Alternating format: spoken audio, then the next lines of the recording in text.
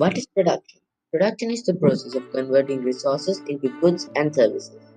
We use these goods and services to satisfy the needs and wants of people.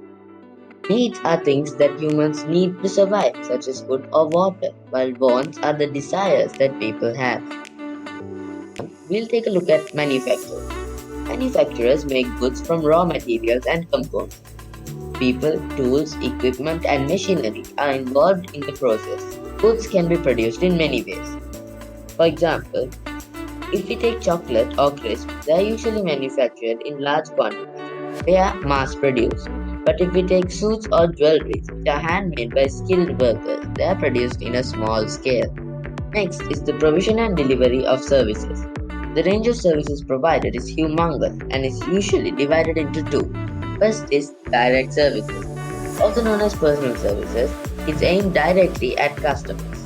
Some examples are financial services, telecommunication, personal services, education, and transport. Next is commercial services. These are provided to support businesses with the distribution of products. This can be separated into two: trade, which consists of export agencies and import agencies, and aids to trade, which are communication systems, transport, or advertising. Now we'll move to our final subtopic: factors of production. There are four factors of production, which are land, labor, capital, and enterprise. We'll start with land. Businesses will need land to locate their shop, office, or premises.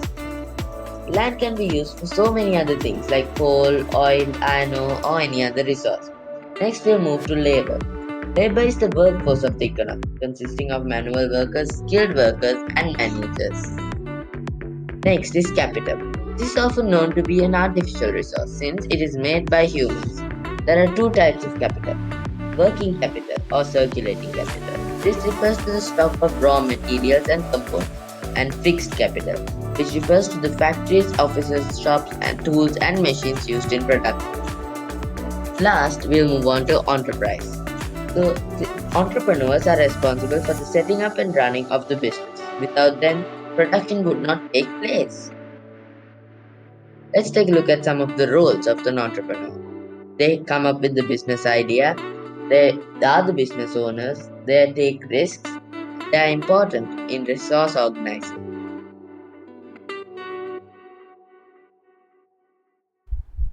Well, that's all for today.